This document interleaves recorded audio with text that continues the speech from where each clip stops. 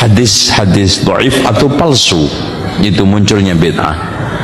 Antum lihat saja, nggak mungkin bid'ah itu didukung dengan hadis, ayat atau hadis yang sahih. Kalau seandainya ada hadis yang sahih, pasti tafsirannya disimpangkan. Contoh dalil maulid, ketika Rasul ditanya, "Dzaka yaumun wulidtu fihi," hari Senin itu hari aku dilahirkan. Puasa Senin ya. Rasulullah ditanya tentang puasa hari Senin, "Dzaka yaumun wulidtu fihi." Itu. Contoh aja, memberi makan setelah kematian. Kan hadisnya tetangga-tetangga yang datang ngasih makan. Lah ini yang sudah sedih, sudah kena musibah, kambing tinggal satu, disembelih meneh karo mutin, entek itu. Coba bayangkan. Makanya saya kadang-kadang mutin yang di kampung itu saya marahin. Ini mutin susah seneng untung terus. Ya seneng nikahan untung pasti. Ya nggak apa-apalah. Kamu untung nikahan untung. Ini susah juga untung. Itu kambing langsung ditanting, disembelih. Itu alasannya sodako. Masya Allah.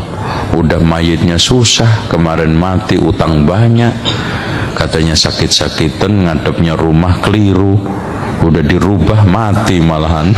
Itu kan orang Jawa itu naas, rumah itu kadang-kadang jadi naas.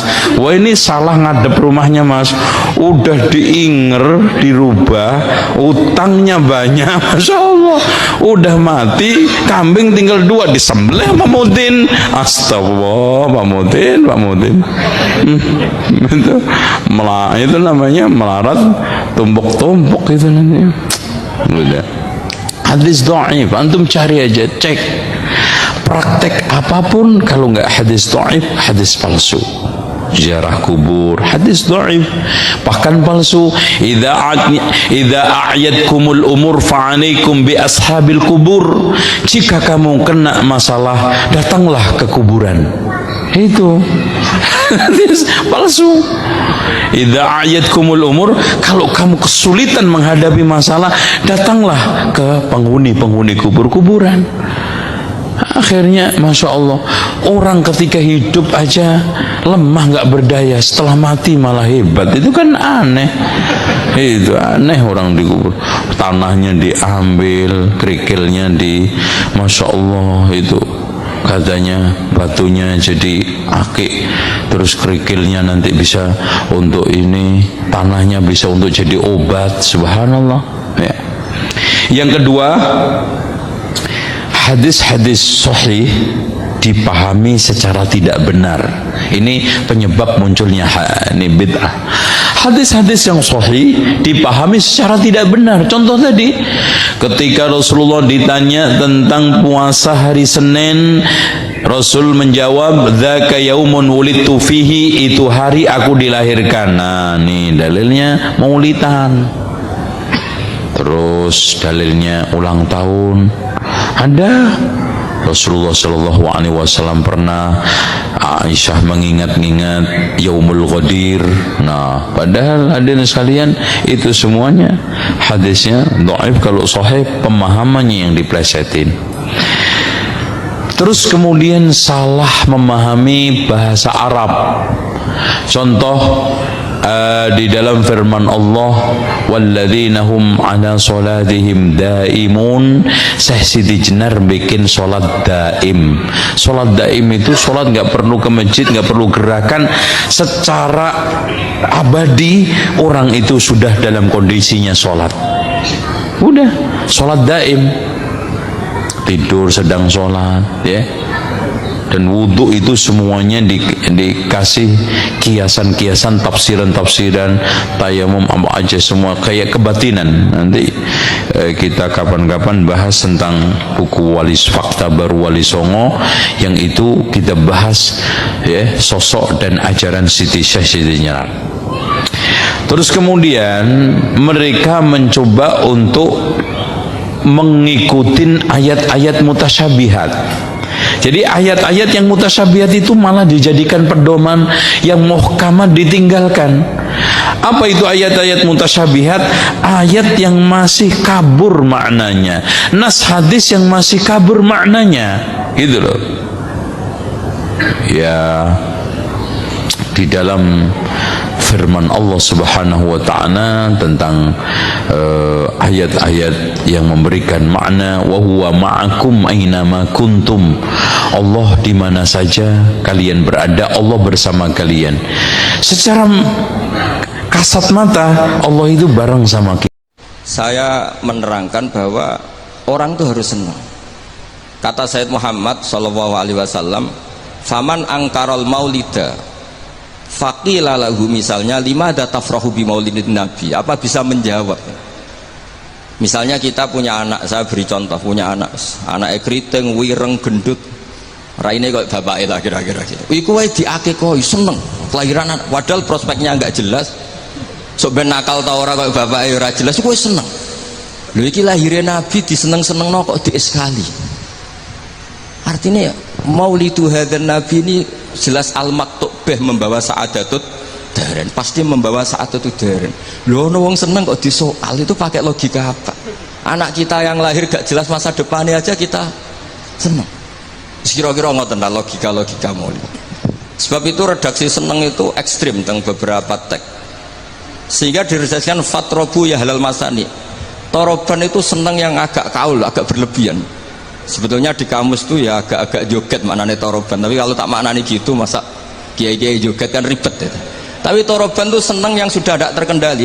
Jadi toroban itu al-faroh yang melahirkan gerakan tubuh, itu torob.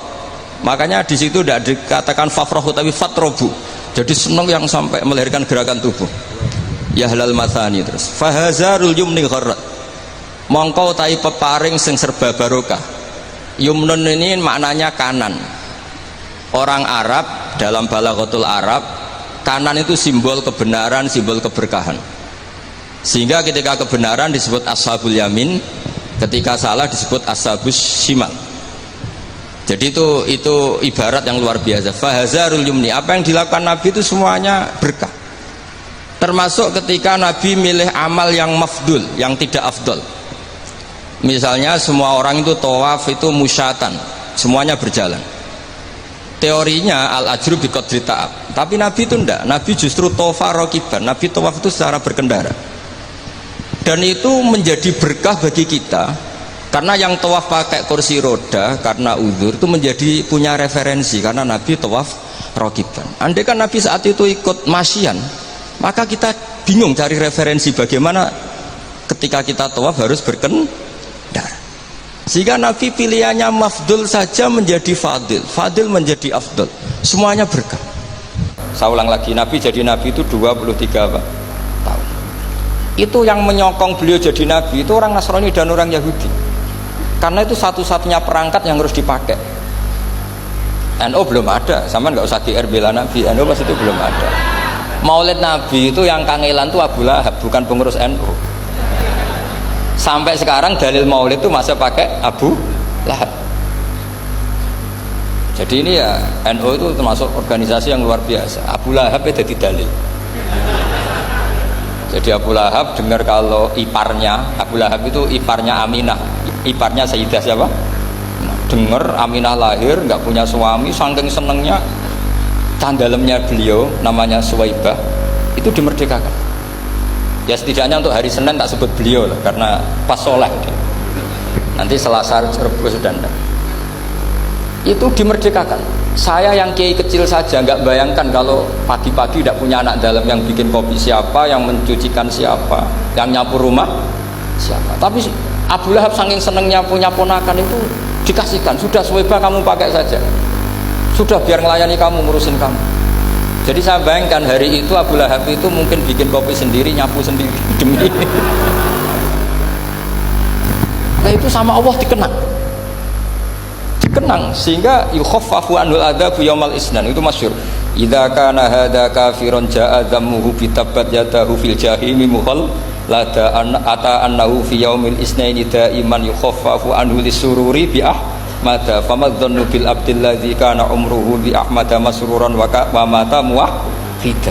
Ini Abu Lahab yang kafir, hormat Maulidur Rasul saja dapat takhfiful adab, apalagi yang mukmin.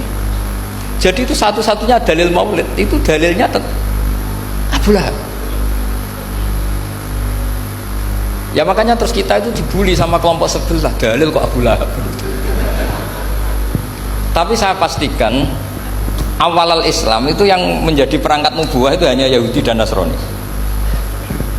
Karena yang lainnya nggak tahu Nabi itu apa. Saya beri sedikit cerita, Nabi itu umur anggap saja kita ikut kaul yang 12 tahun saja. Sebetulnya ada beberapa perdebatan, yang bilang 9, ada yang bilang 12. Tapi yang debat tidak usah didengerin, sama-sama nggak tahu kok ngotot. Kadang orang debat yang lucu, sama-sama nggak tahu kok ngotot. Anggap saja 12. Nabi datang ke Syam. Syam itu ya sekitar Syria, Libanon, Palestina, itu Syam. Itu pertama yang tahu kalau beliau Nabi itu ya rohib. Rohib itu terjemahnya ya pendeta. Rohib, Bukhairah nemuin Abu Thalib, itu siapa? Ini anak saya. Terus ditanya lagi, ini siapa? Ini anak saya. Sampai 3 kali. Terus sampai Abu Thalib itu agak tersinggung. Memangnya masalahnya apa kalau dia anak saya?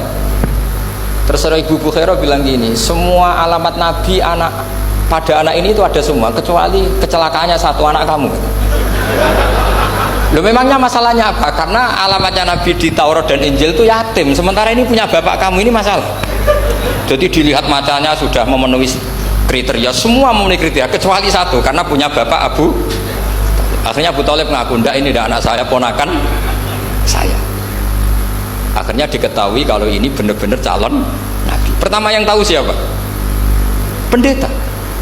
Karena yang punya khazanah kitab samawi itu ya para orang Nasrani dan Yahudi. Sehingga Al-Quran meskipun pada akhirnya ngeritik Yahudi Nasrani itu, tapi nggak bisa nggak bicarakan Yahudi dan Nasrani. Karena satu-satunya yang masih punya kitab samawi itu Yahudi dan Nasrani, meskipun sebagiannya sudah dirubah-rubah. Tiang nu nak duwe anak, kula nate matur teng kantor dinasti Gus Yasin, diaturi Gus Yasin. Wong duwe anak sing ra jelas saleh ora, nek nak lahir iku seneng. Wong kelahiran anak sing ra jelas saleh, ra jelas prospeke mawon seneng. Ya ora ana wong takok, kene apa seneng? Padahal ra jelas prospeke. Ya seneng ae jenenge ana kelahiran. Lah anak wong kelahiran wae seneng ra jelas saleh orane. Iku wae ra ono sing gugat, kenapa kamu seneng? Padahal ora jelas prospeke. Kok ana wong gugat seneng mbek Maulidir Rasul sallallahu alaihi wasallam. Mulane dawuh Sayyid Muhammad teng halaman 9, kalau ada orang yang nggak suka maulid, itu sama juga mengatakan lima datafrohuna bin Nabi sallallahu alaihi wasallam. Yang dikatakan maulid itu adalah al-ula annana nahtafilu bi maulidi sayyidina Muhammadin sallallahu alaihi wasallam daiman wa abadan fi kulli waqtin wa fi kulli munasabah wa inda kulli fursatin yaqau fiha farahun aw sururun aw nasyad wa izdatu bidzalika fi syahri maulidihi wa rabi wa fi yaumi maulidihi wa sana wala yasihu li aqilin ayasala limadha tahtafilun li'annahu ka'annahu yaqul limadha tafrahuna bin nabi sallallahu alaihi wasallam. Kowe dhe anak gak jelas saleh terus kowe seneng, ada ndak yang tanya? Enggak kan? Padahal gak jelas soleh, gak jelas prospek. Lho kok ana wong takok, kenapa kowe seneng Kanjeng Nabi? Wong Islam aneh jare Sayyid Muhammad. Ayo, nah dawuh Sayyid Muhammad, nggih niki dawuh Sayyid Muhammad, apakah itu tergambar? Fahal yasihu ayasdura hadza su'alu min muslimin yashhadu alla ilaha illallah wa anna muhammadar rasulullah. Mosok wong Islam kok takok lima datafrohuna bin Nabi, wis ra kebayang. Ada jelas ya. Ata annahu fi yaumil isnani daiman yukhaffafu anhu lisururi bi Ahmad. Terus Abu Lahab berhubung seneng kalian Rasulullah lahir Kanjeng Nabi. Niku ditakhfif, diringakno adab. Seneng urun kula kalian. Penting ditambah urun. Nek mboten tambah urun negara maulid teko ngono mangan gratis. Famadzannu bil abdi alladzi tula umri. Lalu kalau Abu Lahab saja dapat keringanan azab, bagaimana dengan orang sing tula umri, sepanjang umure bi Ahmadan apa masrurun.